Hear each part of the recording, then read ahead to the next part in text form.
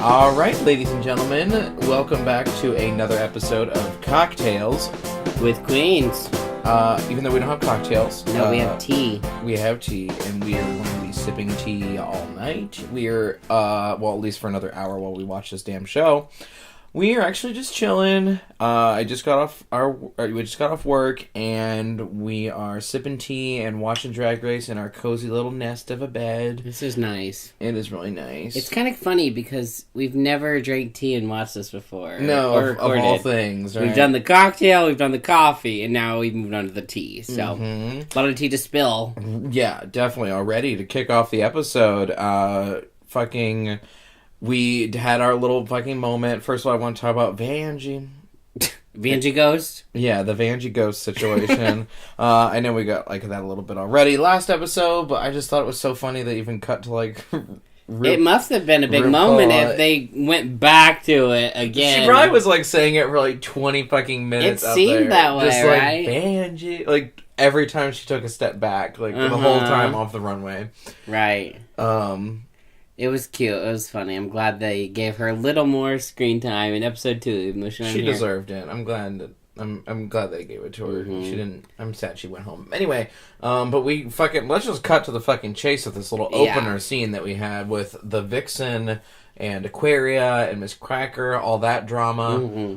So basically, Aquaria was backpedaling Dove a little bit about being upset. Yeah. And Vixen was like, "No, bitch, you were upset. Yeah, be upset to her face." Being too vague, with her explanation this time versus during Untucked when she said, she was over it and all this stuff. She was talking really different with the rest of the girls there this time, including Cracker. So I understand why Vixen was trying to call it as she was speaking about it, previously. So it'll be interesting to see. I mean, just early drama like this with Aquaria and Miss Cracker, how that's going to play out. But I'm even more interested to see how this whole Vixen thing goes, because for me, it's either going to be she's trifling and she needs to step back and just mind her own goddamn business, or she really is trying to get people to be real with each other, which I obviously really appreciate. I try to do that as well. And I mean, she didn't bring it up in the first place. Calorie asked about it, but someone told Calorie about it in the first place, so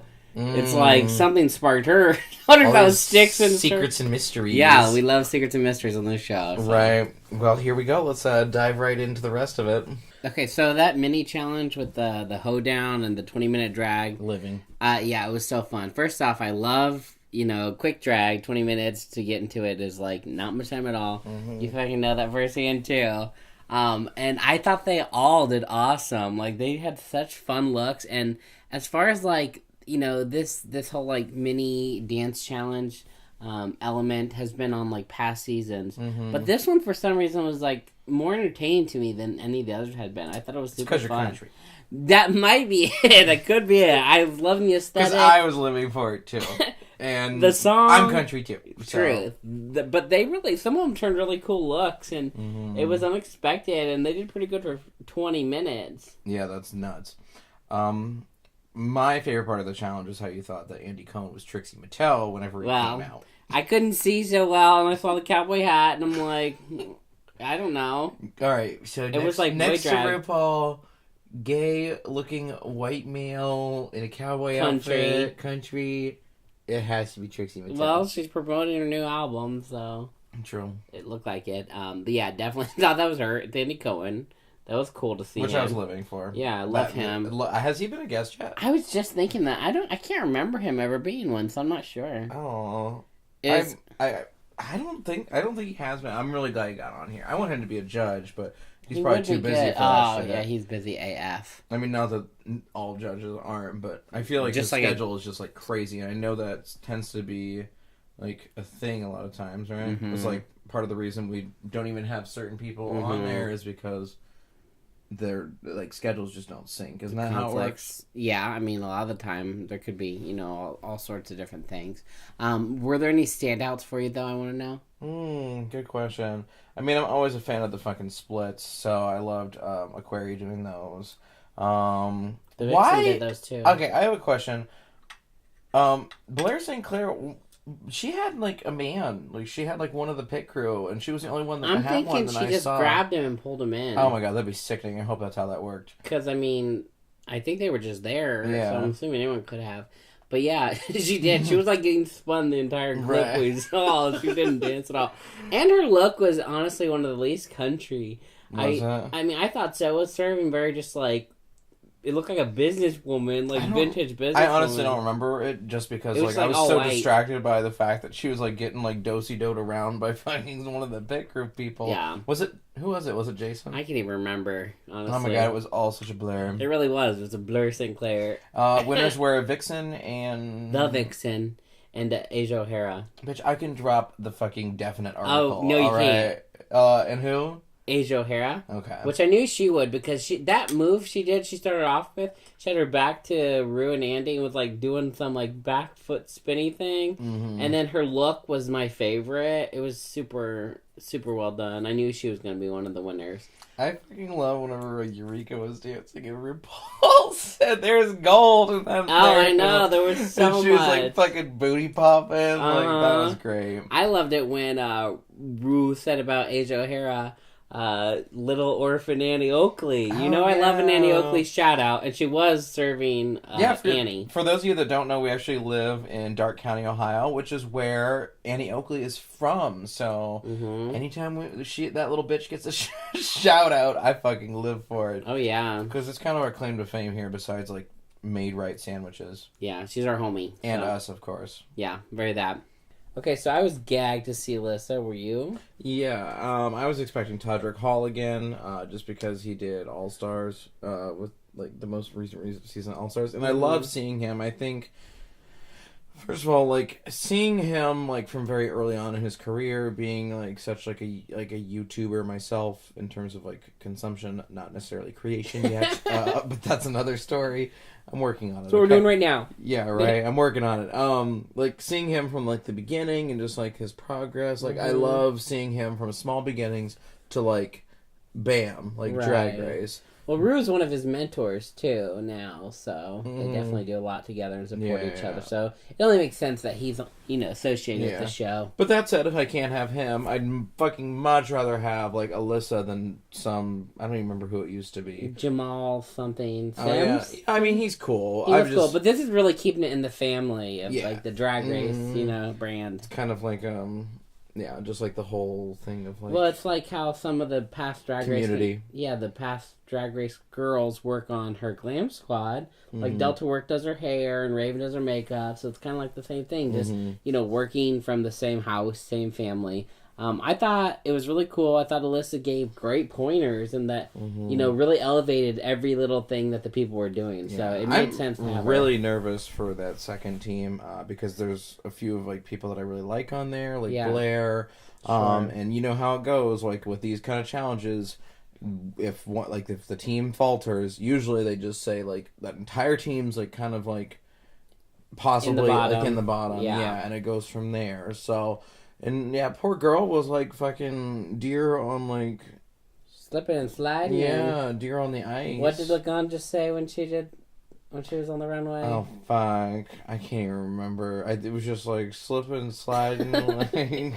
It was very that. Like her legs were like crickety crack, and she was like Pinocchio with no strings to hold her up, like Alyssa said. Well, she's got no strings to hold her down, so hopefully she like picks it up. I know. After this. I mean, usually I feel like the producers kind of almost do that sometimes to give it a storyline. Yeah. You've seen them way too soon for her. You've seen rehearsals go really bad, and then the performance itself is like knocked out by the entire team. Yeah, I'm hoping that that's the case here because she was definitely struggling the most on her team, or at least what they showed. And what the hell's up with Eureka like breaking down like that? Yeah. That's so sad. I can understand Asia's frustration with that, but I also understand like Eureka. I mean, on one hand, like, fucking get over it. Like, you have another shot at this. Like, you should really just kind of shake it off. Right. But on the other hand, like, she did hurt herself at basically, like, the season 9 equivalent of this episode. So I would probably be pretty fucking triggered, too. PTSD and shit. I think, too, when the girls come back, they feel, a lot of added pressure, and it's different than their first run when they're just trying to like prove themselves. Like fresh eyes. Yeah, but when they come back, they have, the belief and support of RuPaul and all of other people, and they want to, make RuPaul feel like that they made the right decision to bring him back. So it's different in the pressure that they feel, but I hear that. It's almost more in some ways. Oh, well, let's see how they do. Okay, so that was a lot to take in. There was a lot happening. There was... First of all, I love this challenge, like, every season, like, the combined one. I think Glamazonian Airways might be my all-time favorite. Yeah. But this one is definitely up there, too. I really liked the, like, kind of, like, sarcastic social comment thing. And with, like, the pharmaceuticals and all of that. And that was, like, really layered into a lot of this. I could tell from your reaction while you were watching about the drag mouth thing. Did you have comments about that? What do you mean? The drag mouth portion. It was like about they were like making fun of like people like just saying like all the like catchphrases a lot and everything. That's funny. No, I mean they were all funny, all the issues that they were, prescribing things for. I just had faces because it was like the format of it was so different than like, its equivalents on the other seasons for this challenge that it was just like harder to follow, but it was kind of like it was true to what they were parodying with like the ads and the just like popping up, but it was just like there wasn't an obvious structure like there's a lot of other times. So true. It was like just nuts. Blair St. Clair did really good. I just felt like I had to bring her up because she's our favorite and because the shakiness in her rehearsal. I thought she actually really delivered. She did deliver. I was a little worried though because there's a part where she's like down on the floor in like a background kind of, and then she has like a counterpart on the opposite side of the stage. I think it might have been like Cameron Michaels, and they're like whipping their hair and like kind of not in sync, but like kind of mirroring each other a little bit, but. The person who was opposite of Blair, I'm not sure, I can't remember for sure who it was. I think it was Cameron, but that person was going a lot harder. So therefore Blair was like standing out like almost not giving as much. Really? So I'm hoping that's not how it registered to, the judges. Hopefully. But I saw Who that. also is a favorite of yours or somebody you felt could have done better? The camera was definitely like making a point to show faces with Eureka. Yeah, and, like, I was wondering that if my own judgment was off or if it seemed like she didn't know all the words. It was kind of, speaking of Glamazonian Airways, it reminded me of Katya in that, where she was just kind of going with it without actually saying the right Full disclosure, too, lines. For anyone listening to us, like, any of our critiques about, like, lip syncing is kind of off because the source that we happen to be getting this video from, which is definitely our iTunes season pass that definitely already was released and was not anywhere else that it could be. We're definitely watching that and not something else online. Okay. But anyway, where the fuck was I going with that? The lip sync. Oh, yeah. It's hard to the audio's a little I mean, it's off, hard to is tell what I'm anyways, saying. though. Yeah. The thing that I, like, gasped... the reason I gasped while we were watching... Definitely not pirating. Anyhow, I was shook because fucking the Vixen had on the necklace that Shea Coulee, I'm 99% sure, the necklace that Shea Coulee wore last season that she lent to Nina on a separate runway. So that necklace will not stop showing up on the show. Okay, I love that. First of all, that you clock that in general. I think that you always can tell that stuff, and I think it's so cool. I mean, I was playing Nancy Drew with that necklace last season when I saw the accessories getting passed on to Nina. So to notice it again, it was just like obvious at this point to me. And it totally makes sense since, they're sisters from Chicago. It's not a secret that girls give each other stuff, their sister stuff when they make it on the show. So it wouldn't be a surprise at all. Mm-hmm. Like who, Nina? You. Exactly. Where'd you get the necklace from, Nina? You. Anyhow, it was really good. It was a really good challenge. There was a lot going on, so it's kind of hard for me to tell who I personally thought was in the bottom. There's so many girls, and it was like they all seemed to do really well, and the way the format was structured, it was easier for people to maybe kind of like get by, you know, whereas Glamazonian Airways, I'm just using that one as an example because I just brought it up, but, you know, there, like you said, there was more of a structure to it and less of a, like, it was less chopped up. This felt like a free-for-all. Yeah, right? Okay, so to kind of narrow it down, break it down a little bit, team-wise, do you feel maybe Team Vixen did better or Team Asia? Oh my god, I don't even know. I thought that might be the easier question to answer. That is so true. I think Team Asia did better. I think they did both. I think they both did really well. I do not have like a team situation. Like, you know, it'll be interesting to see what the judges think, especially because the one team was clearly so much more prepared for rehearsal and everything. But I don't know. I don't really have a comment on like the team based sort of you know, thing. What about for you? I'm kind of with you. This is like one of those times that it's really hard to tell via the screen. You know, it's almost like maybe if you were there in person, I'm sure it was a lot you'd more see obvious. the difference. But right now, I don't know. So I'm curious to see who's going to land in the bottom. I'm a little afraid because I don't want anybody to go home. Not that I like anyway. Somebody's gonna. All right, let's get into it. Fuck everything else. I have to talk about this runway. This might be one of my favorite not like this particular one, but like this challenge of a runway. It might be one of my favorite ones that they ever do. Yeah, ever. Just because you get such like a good insight on each of the girls, like what is quintessentially them. Like if you fucking rip them open and bleed their heart on the floor, like what color and stoning is it gonna have? Personal favorites. Fucking, I am living for Aquaria. It is just, like, so chic and interesting, like, unexpected. I love that she did, like, an androgyny angle, but it, like, still looks super, like, girl, like... Hyper feminine, like she said. like, super girly.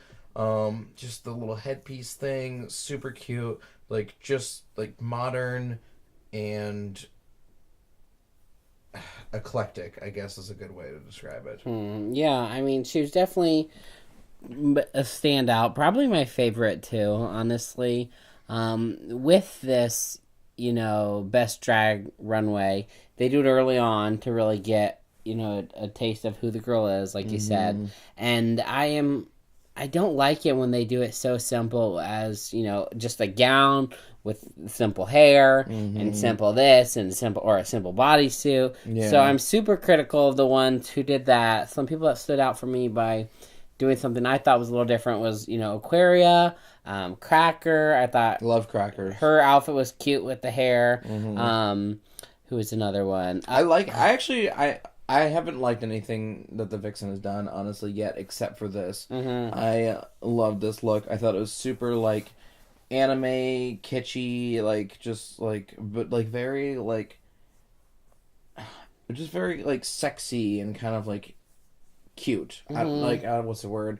I don't use the word interesting since I use that to describe, like, everything all the time, apparently. But, like, I don't know, it was...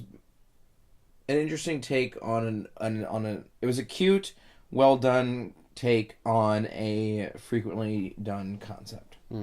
Well, yeah, I liked hers too. Not one of my favorites, but I liked it. A couple more for me would be I really liked Dusty's.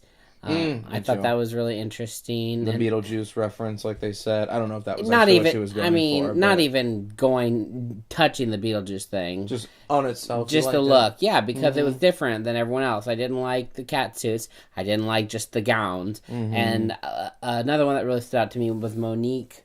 I really liked how she had the reveal. And I liked with the kitchen, speaking of kitschiness, I liked the eyeballs with the bodysuit reveal that had like the hands covering the eyes. I don't know if really we well used the thought. word kitschy correctly earlier. What does kitschy mean?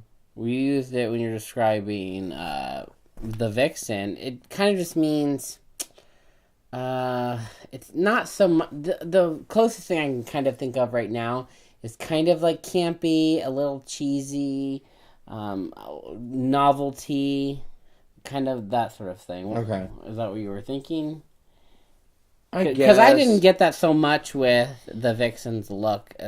I did not use that some of the word others. right then. Like, I don't know how to describe it. It's like, I like, almost, I don't, this is going to sound stupid, but it almost seems like Eastern, like, in a way. Like, the whole anime look. You don't get that? Not so much. What is it serving for you? Fire dress. It's pretty simple to me. Like, I'm not that there for it. She's definitely middle of the road for me. She cleared the boring gowns and the bodysuits, but she didn't reach to the level I felt some of the others were. Certainly. And that's just my personal taste. I mean, a lot of the girls, though, did do, those specific things. Like, there wasn't one girl who did the bodysuit alone. There were several of them, and there were several who just did a simple gown. So it's clearly like, like we said, it's reflecting their personal style. It's their chance to do it. It's just, in my opinion, it doesn't look new and interesting. You know what I mean? Whereas you see some of the other girls presenting new and interesting things. It just is a matter of, like, personal taste, too. Because, I mean, obviously, if they're doing best drag, they're going to show what they, like, almost like why they do drag to a certain extent, So, I guess some of them is just not for us. I guess we like more interesting. I guess we just like the drag aspect. I can't believe it just said fucking interesting again. I mean, it's our opinion of what's interesting.